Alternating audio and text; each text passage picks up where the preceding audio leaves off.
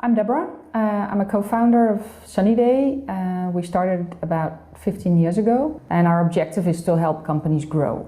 And we do that in different ways. We work with them on developing new innovation strategies, developing new value propositions, and redesigning customer experiences. Now, the companies we work with, they are usually doing quite well. They're a top 3 player in their market, and they especially face complex innovation challenges because they need to align many different stakeholders in the organization to make change happen.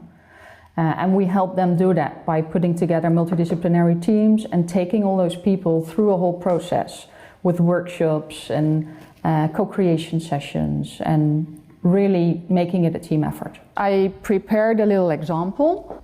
The whole map that's going to be filled later on is what we call a customer journey map. For this example, we're just going to focus on the lounge part.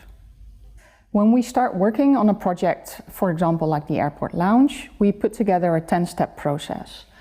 Step 1 is putting together a multidisciplinary team. Get people from different departments, but also get them from different levels in the organizations. Get people in your team that work on the operations, that really know what happens on a daily basis, but also get some senior stakeholders in there that you need to drive change through the organization later on, once you've identified opportunities to improve.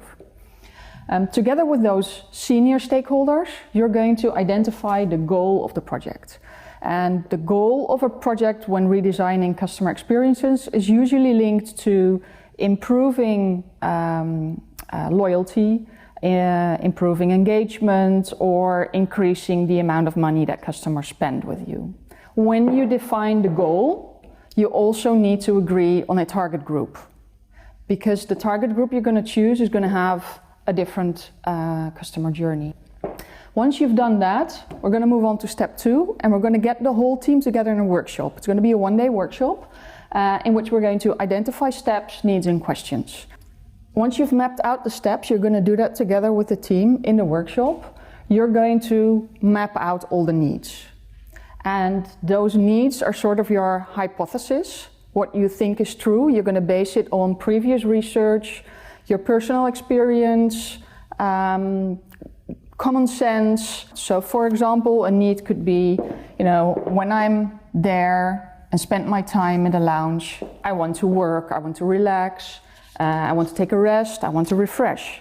Or when you're checking in or settling in the lounge, you want a quiet spot, for example. Or another need from another persona could be, I want to meet new people. This is just an example on a small poster. Normally, when we do a project like this, we use the whole wall to map it out. And you easily end up with 200, 300 post-its everywhere. You're going to get all the knowledge you have out there. It's not just the needs, it's also information, facts that you have based on data. So for example, you might know that only 38% of people who can access the lounge do. So a large portion of the people actually don't, or not on all trips. Once you have that all mapped out, you're going to agree on questions. So what is it that you want to know? What is it that you want to learn that you have no knowledge about? So step 3 is doing the research. First, you need to experience it yourself. As a designer, you need to experience things. Go out there, experience it, use the lounge, and when doing so, really observe what people are doing. How are they behaving?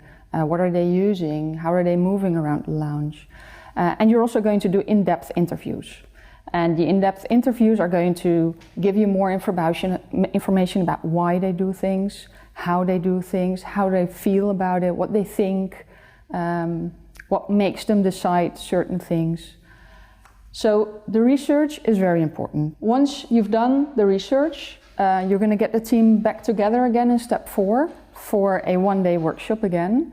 And you're going to continue building the customer journey map. That map will be added with findings.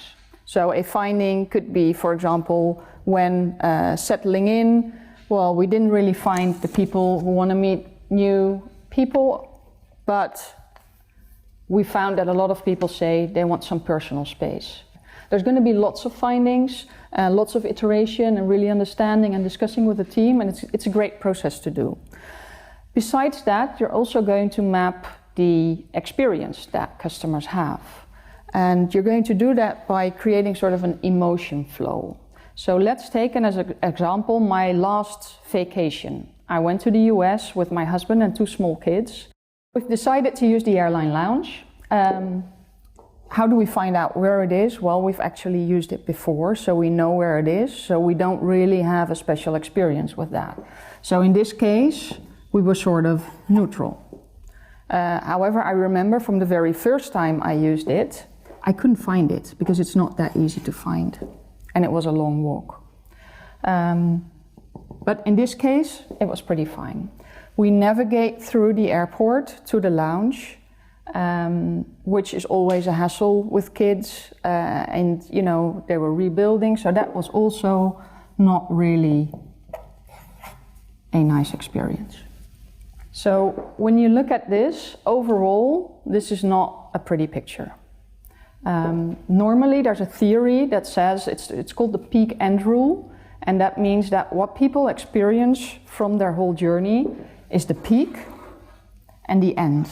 That's going to determine how they feel about whatever they experienced. We actually found out in practice that even though that might be true, if there are too many lows, that's definitely going to affect how you're actually going to leave. So what we normally do is we say, this is an interesting area to focus on, maybe you can do more with it. This is an interesting area to focus on, but we're also going to draw a line and define whatever's below that line needs to go up. So let's say you go through the middle one and everything below needs to be fixed. That means this is an interesting area to focus on, and this is an interesting area to focus on as well. So now we've identified interesting topics to improve, interesting topics to focus on, but that doesn't mean you're going to focus on all of them. You need to sort of scope your project and really choose your focus point. So let's say you go back to the data of the lounge and you find out that only 2% of travelers using the lounge experience those peak hours. It was just an unlucky moment. Then you might say, there's important stuff to do here, but it doesn't happen that often. So maybe, we don't want to expand our capacity. Let's not focus on this too much.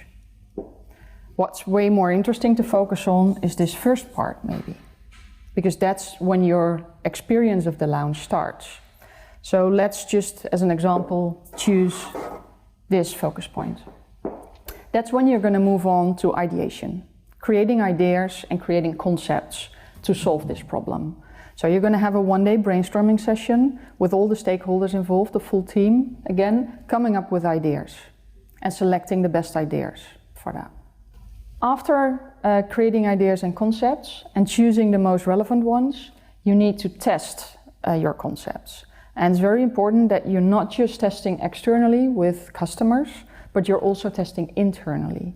Internally means testing with different stakeholders in the organization. So testing it internally will help you find out in time whether or not something is feasible to do. After your test, you find out what needs to be fixed, you refine your concepts, and that's when afterwards you have your concepts, you have your customer journey map, you're going to communicate.